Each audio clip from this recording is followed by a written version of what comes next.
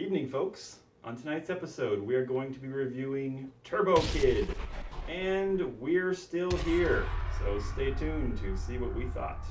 Hope you brought your turbo blasters, kids, because this is the horror word with Shane and Perd.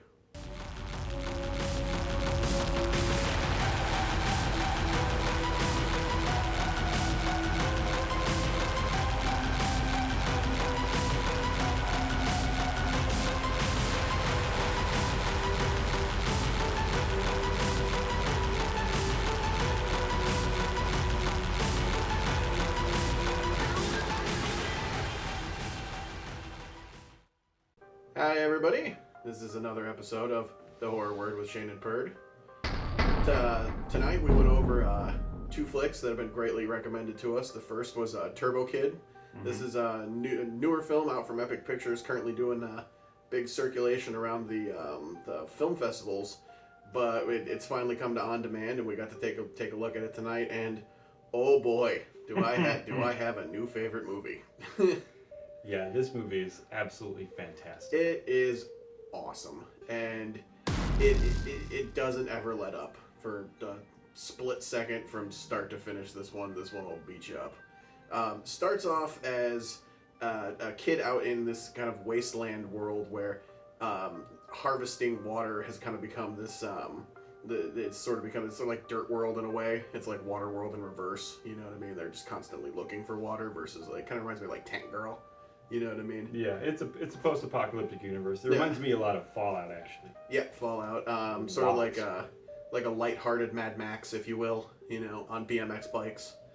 So it takes kind of. I say lighthearted, but it's not lighthearted. I mean, well, Mad Max is kind of a little gloomy. This one definitely has a couple chuckles in it. You know what I mean? This one has got a great sense of humor to it, and really does not take itself seriously. And the young hero of the whole thing. Models himself after this comic book hero he keeps seeing. He sees, finds various things throughout the ruins, kind of like the dude from Guardians of the Galaxy, collecting up various little 80s trinkets and things like that. And he starts to follow this Turbo Kid, this superhero that he's in love with, and Turbo Man, actually. Turbo Man. Yeah. So, but he finds a costume that greatly resembles the Turbo Kid costume, and this crazy Turbo energy Man. Wrist blaster. So he just starts laying havoc to people, and I mean laying waste to people. This is a really violent flick for being kind of a fun sort of comedy in a way. Extremely gory. It is a gruesome movie, but as the story progresses, you find there's this warlord Zeus who kind of occupies all the space, and our hero, Turbo Kid, as it would be, meets a young lady who I think is one of the most fascinating characters I've seen in a movie for a really long time. Wonderful. She's so adorable. Apple. And Apple is her name. She has bleach blonde skin, bleach blonde hair, bright blue eyes, and she's the most optimistic character. Just gleaming with positivity. Yep, and she steals every scene she's in. Like, I am absolutely in love with this character. Her name was Lawrence LaBeouf, wasn't it? Yeah, Lawrence LaBeouf. I don't know if interesting name, huh? I don't know if she's in relation to Shia LaBeouf. I mean, I think I would Oh my God, let's hope not. I think I would like her less if she was related to Shia LaBeouf. Like, if I was to find that out, that's like his sister or his daughter or something like that, I'd probably be really bummed out because she's amazing. I don't like Shia LaBeouf. But no spoilers about that character. There's a lot of things that progress with her story. Her optimism becomes sort of a downfall to her later on in things, but don't really want to give too much away with the story. Not too much, no. Not too much, because it's still pretty new. It is a newer movie. We're going to give some spoilers. There's going to be some spoilers. Little bits, you know what I mean. It post-apocalyptic Mad Max on BMX is the best way that we can describe it. With a fantastic soundtrack. Great too. soundtrack. It opens with one of my favorite songs. What's that?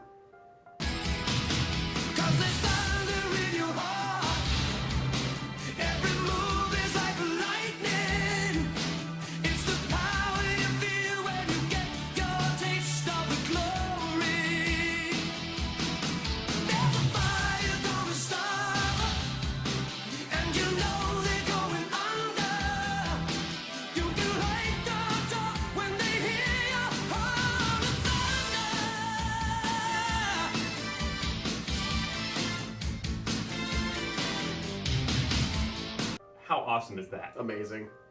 Go to Hell Track. Take you to Hell Track. Good stuff. If you've never seen the movie Rad from the '80s, it's pretty great. It's another.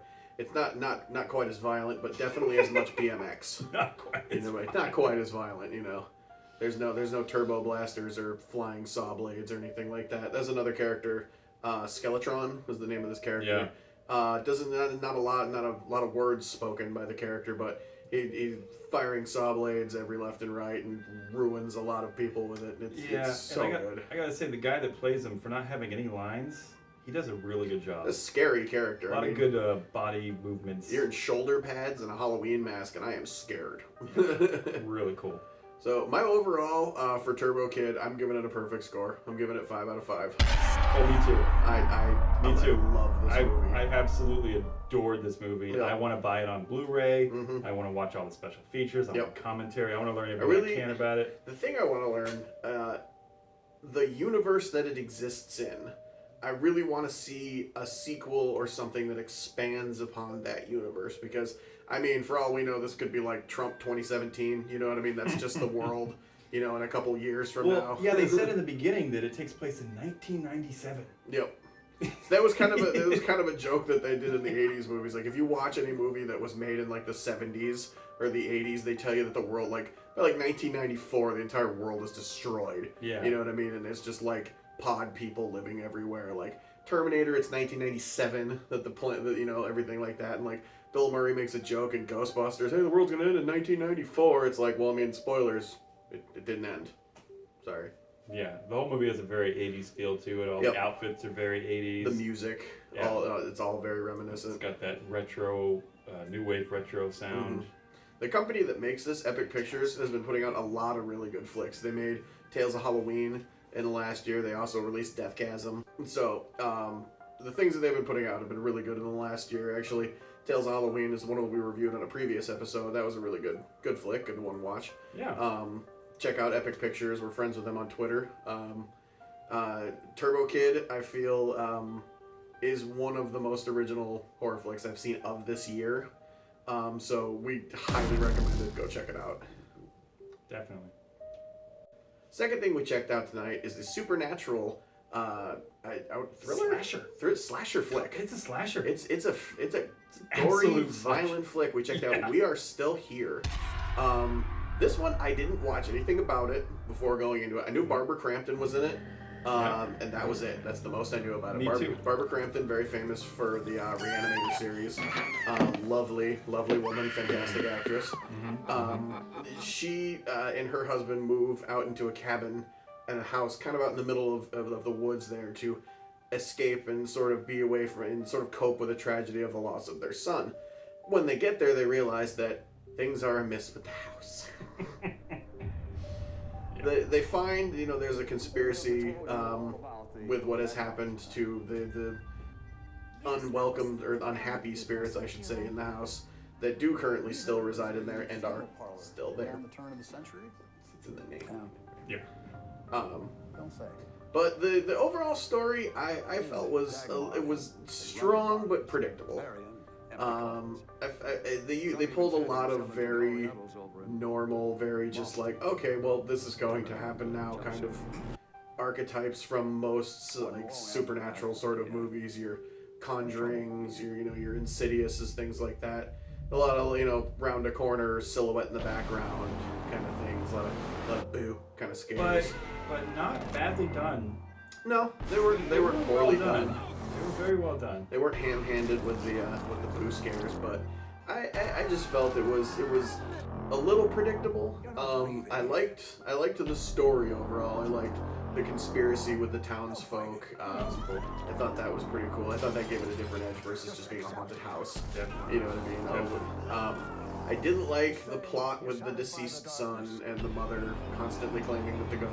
This happens in a lot of supernatural movies. Is that somebody's distressed about somebody who has died recently, and they're assuming, oh, this is my dad, or this is Michael, my son, or whatever. And then people come along and go, no, this isn't them. They couldn't be evil, and all those nonsense. But it's in every ghost movie that's ever been made, so I felt that it was a little contrived to use it in this one. And the son character... It was unnecessary. It didn't even belong. They could have cut that out. The movie would have been fine without her need for some closure with her kid. And she focuses on that, Barbara Crampton's character, and focuses on that through most of the movie. Even when, like, burnt ghosts are popping up in front of her and they're smelling charcoal around them at all times, she's still mutilating people. And people are getting ruined, too. That's the other thing, is this one doesn't leave anybody alive. Like, and the ghosts kill the shit out of people, and it's not like... It's so extremely over-the-top, gory explosive violence. Like, a feller at one point is standing in a doorway and is like, hey, I'll see some ghosts, and he literally explodes from the inside out. And I'm just like, really? The ghosts are capable of exploding people now? Like, I thought that was a little ridiculous, but fun. Very fun. Fun at the same time. Very fun. Enjoyable, but... And well done. I mean, it doesn't look... Really good done. I didn't see, like, an overabundance of CGI death. No, it was a lot of physical effect. It was a lot of practical effects. Yeah. A lot of intestines, a lot of blood tubing and squirting and things like that. There is a point where a gentleman gets his head crushed by one of the ghosts. I'm not gonna we won't let on to the character that literally just imploded and like ripped open. You know what I mean? Like, you ever crush a soda can? It was kind of like that. It's just everything went everywhere. But that was great. I liked that. But I mean, it was a little slow at first. Picked up greatly towards the end, but short picture. This one, really short. 84-minute runtime on this really one. So short. It gets into your first reel. You finish out, get your characters established, get your conspiracy done, and then boom, right into the third reel. Ghosts are flying everywhere. People are getting possessed. Things like that. So it was a little quick. You know what I mean? It was a little... Strong performances, too. I liked it. I did like the Lisa Marie from Ed Wood. Big fan of her. She played Vampira in Ed Wood. She was also the mother in Sleepy Hollow. The mother to young Johnny Depp in Sleepy Hollow. Fantastic young lady. Really like her as an actress.